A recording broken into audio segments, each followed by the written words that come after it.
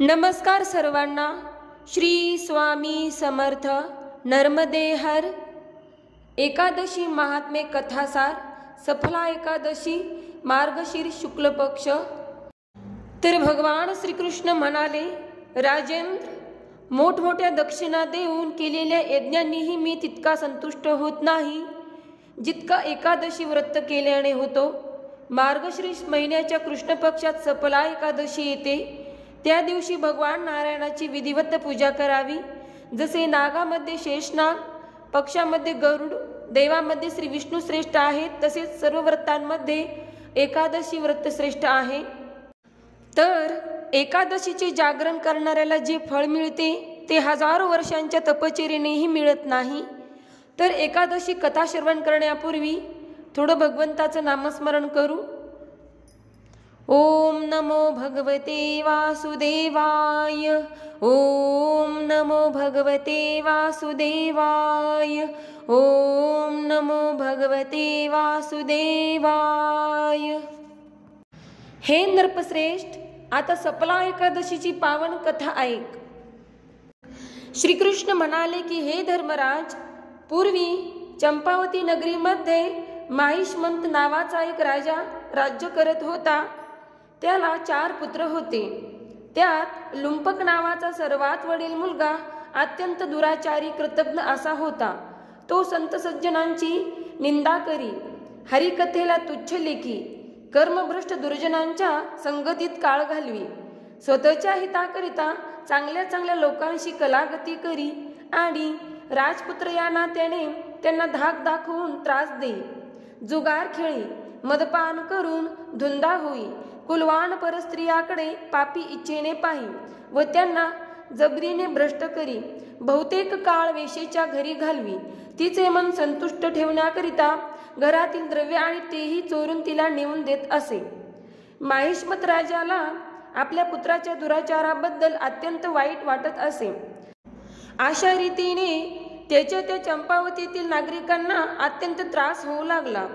तेव्हा त्याने त्याच्या पित्याकडे, माहिष्मंत राजाकडे त्याच्या दुर्वर्तनाबद्दल तक्रारी नेल्या आणि सांगितले की, हे राजा, तुझा मुलगा अत्यंत दुर्वर्तनी झाला आहे.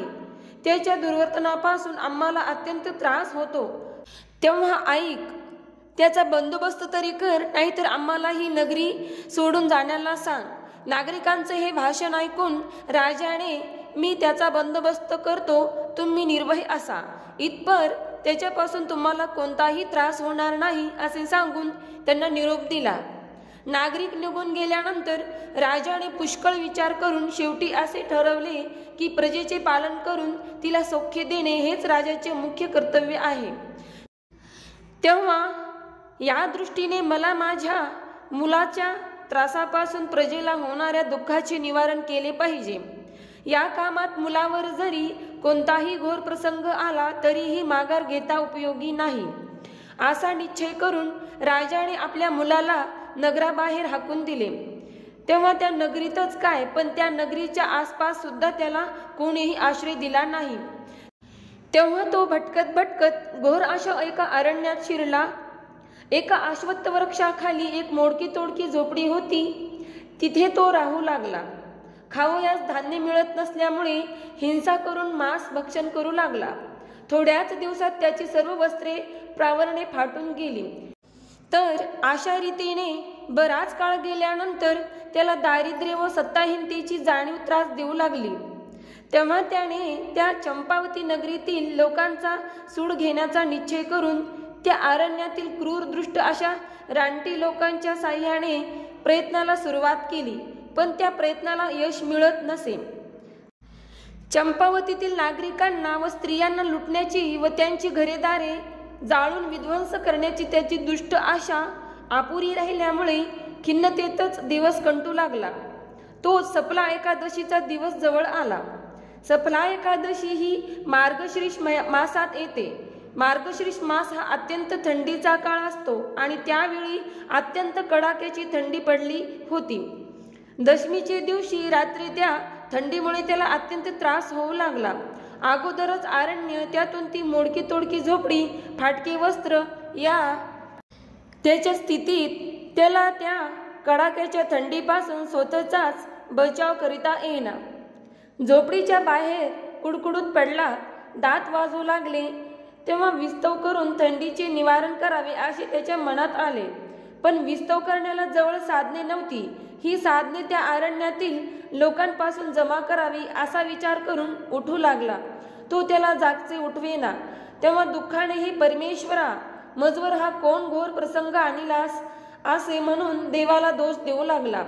मनुष्याने आपल्या दुःखद स्थितीबद्दल देवाला दोष देणे हे अत्यंत चुकीचे आहे, कारण ती दुःख स्थिती आपल्या दुष्कर्मामुळेच उत्पन्न झालेली असते. जे पेरावे तेच उगवते हा सृष्टीदेवतेचा न्याय आहे. असो, पुढे त्या थंडीच्या कडाक्यामुळे त्याच्या जिवेची बोबडी वळली. हात पाय ताटले व शेवटी बेशुद्ध होऊन पडला.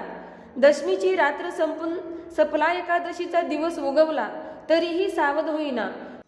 सूर्य मध्यान्ही आला तेव्हा उन्हाचा तडाखा बसून थोडासा सावध झाला. उठून बसला. क्षुधेने पीडित झाला, पण खावयास जवळ काहीही नव्हते.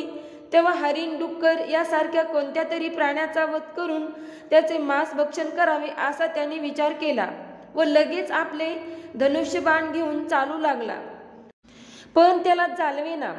अशक्ततेमुळे पायात अडखळून क्षणाक्षणाला पडत असे. क्षुधेने व तृष्णेने व्याकुळ होऊन मटकन एका वृक्षाखाली बसला. त्या वृक्षावरील गळून खाली पडलेले फळे गोळा केली व त्यापैकी काही खाऊन क्षुधेचे थोडेसे शांतवन केले व जी उरलेली फळे होती ती दुःखभरात त्रासाने कृष्णार्पण म्हणून तेथेच टाकली व हळूहळू आपल्या झोपडीकडे परत गेला. तो सूर्यास्त झाला. रात्री म्हणजेच सपला एकादशीची रात्री. आदले दिवसाचे रात्रीप्रमाणे त्याला थंडीचा त्रास झाला. रात्रभर झोप आली नाही. जागरण झाले. जागेपणीच त्याच्या मनात निरनिराळे विचार येऊ लागले. त्यात त्याच्या दुष्कर्माची आठवण होऊ लागली. तेव्हा त्याला पश्चाताप झाला. यापुढे त्याने सत्कर्म करण्याचा निश्चय केला. श्रीकृष्ण म्हणाले, हे धर्मराजा, त्या दुराचारी लुंपकाला नकळत सपला एकादशीचे पुण्य घडले. त्यामुळे तो पुण्यवान झाला. मग भक्तिभावाने जे हे एकादशी व्रत सामान्य एकादशी व्रत सांगितल्याप्रमाणे करतील व महात्म्य ऐकतील ते खात्रीने पापातून मुक्त होतील, पुण्यवान होतील. पुढे त्याच्या पित्याला आपला मुलगा पुण्यवान झाला आहे असे आकाशवाणीकडून कळले. तेव्हा त्याला घरी आणून राज्यावर बसवले व आपण तपश्चर्या करण्याकरिता अरण्यात निघून गेला. त्याचप्रमाणे लुंपकही बहुत काळ राज्य करून सद्गतीला गेला. तर अशा प्रकारे मार्गशीर्ष कृष्ण पक्षातील सपला एकादशी इथेच समाप्त झाली आहे. धन्यवाद. श्री स्वामी समर्थ. नर्मदे हर.